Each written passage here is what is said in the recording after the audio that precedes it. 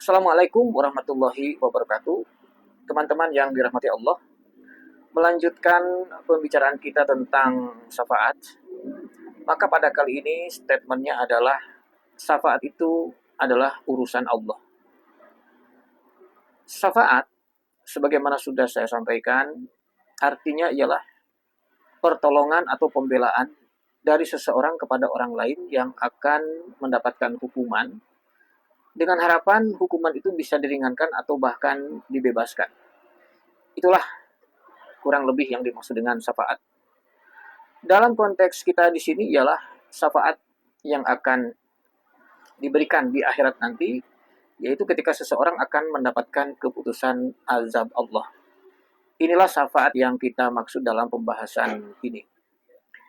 Teman-teman sekalian, bahwa Al-Quran itu banyak menegaskan tentang syafaat.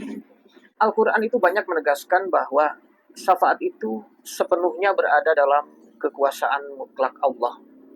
Artinya, pemberian syafaat itu bukan hal yang sembarangan, tetapi itu diatur oleh ketentuan ilahi yang sangat ketat. Ada beberapa ketentuan terkait dengan masalah syafaat ini, diantaranya ialah yang pertama, bahwa pemberi syafaat itu harus mendapat izin Allah Subhanahu wa Ta'ala. Ini adalah syarat mutlak yang sudah umum diketahui. Jadi tidak ada satupun makhluk yang dapat memberikan syafaat itu tanpa ada izin dari Allah. Beberapa ayat Al-Quran menegaskan hal seperti ini, diantaranya adalah surat Al-Baqarah ayat 255 atau dalam ayat kursi yang menegaskan man dzalladzi yasfa'u indahu illa biiznihi. Siapakah yang dapat memberikan syafaat di sisi Allah tanpa seizinnya? Atau dalam surat Toha ayat 109 misalkan.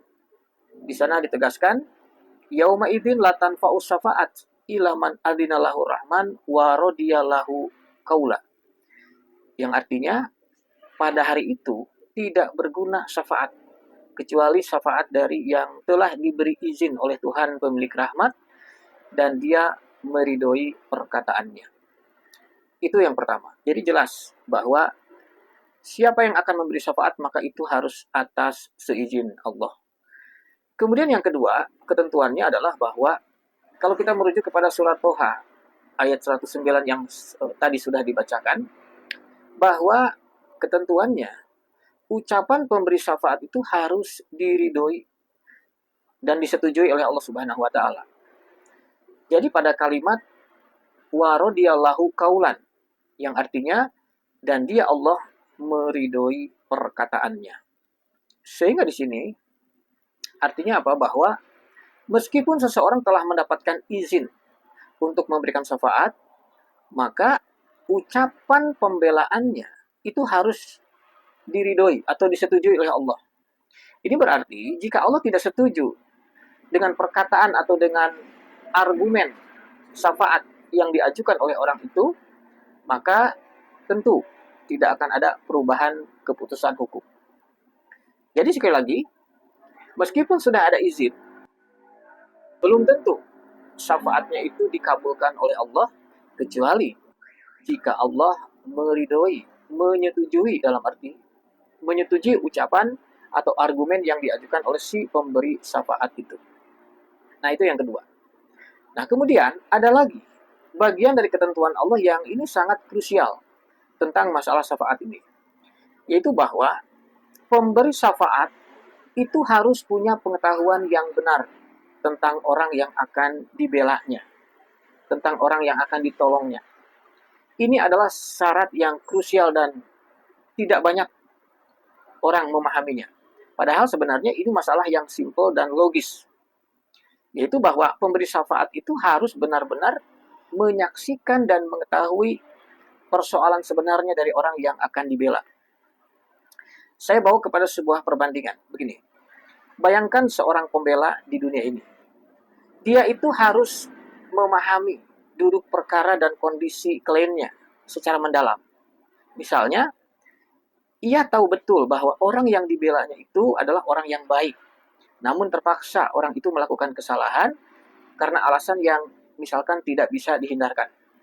Atau bahwa kesalahannya itu jauh lebih kecil dibandingkan dengan kebaikan-kebaikannya. Nah, itu contoh pengetahuan yang dipahami oleh si pembela kepada orang yang akan dibelanya.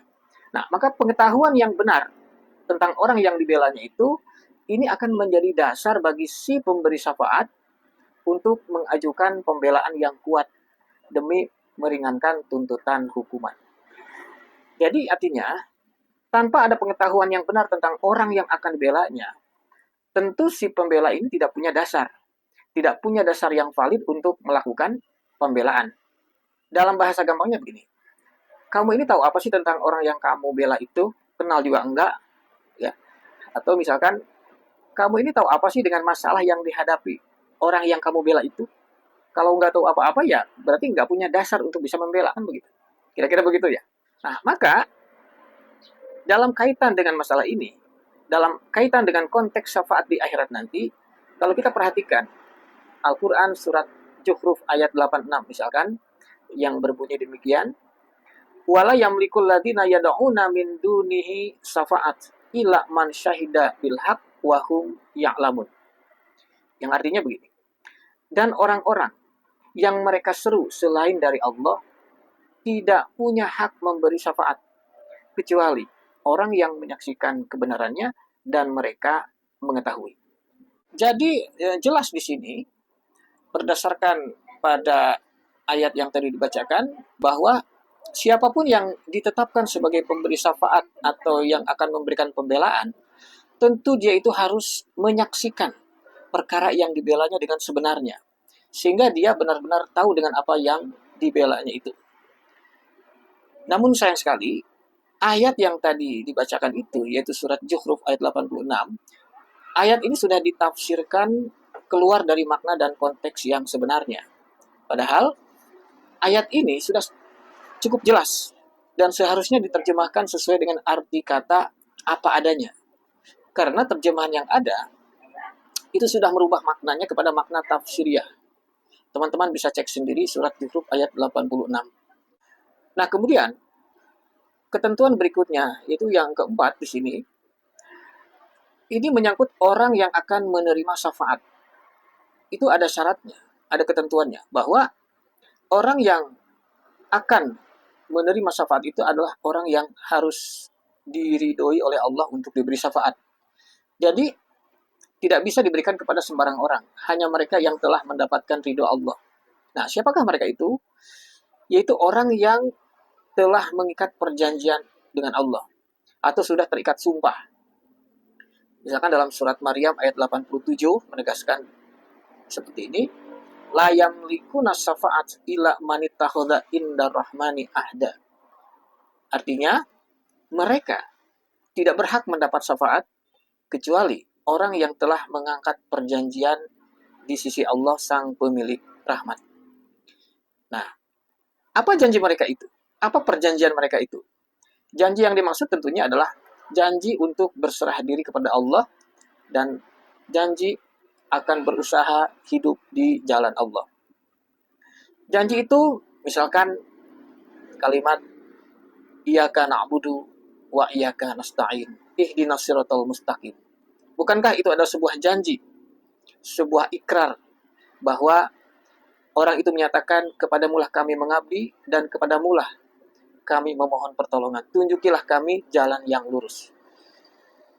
Jadi ini menunjukkan bahwa orang yang bisa diberi syafaat adalah orang yang beriman dan telah mengikat sumpah perjanjian untuk hidup di jalan yang lurus, mengikuti petunjuk Allah Subhanahu wa taala. Atau janji itu bisa secara pokoknya adalah syahadat itu sendiri adalah sebuah perjanjian ketika itu dibacakan di dalam sholat misalkan. Asyhadu alla ilaha illallah wa asyhadu anna Muhammadar Rasulullah. Itu berarti sebuah perjanjian antara dia dengan Allah untuk meletakkan Allah sebagai ilah, sebagai otoritas yang menentukan jalan hidup yang benar bagi dirinya, kan begitu. Nah, jadi intinya orang yang akan bisa menerima syafaat itu adalah orang yang sudah menyatakan keimanan dan keislamannya untuk bisa mendapatkan rahmat dan ampunan Allah Subhanahu wa taala. Nah, kemudian masalahnya, apakah syafaat bagi orang yang telah mendapat perjanjian ini dikabulkan atau tidak? Ya, belum tentu juga.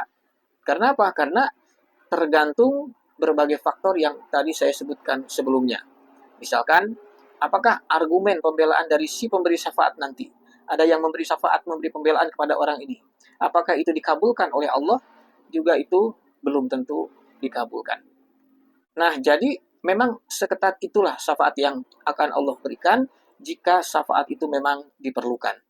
Maka bisa dikatakan bahwa urusan syafaat itu sepenuhnya ada di tangan Allah. Surat Az-Zumar ayat 44 menegaskan, Kul lillahi syafa'atu jami'a lahu mulkus samawati wal ardi tsumma ilaihi turja'un. Katakan, syafaat itu hanya milik Allah sepenuhnya. Dia Allah yang punya kerajaan langit dan bumi ini. Kemudian kepadanya lah kalian akan berpulang. Perhatikan kata jami'an pada ayat tadi, artinya semuanya, seluruhnya, atau sepenuhnya.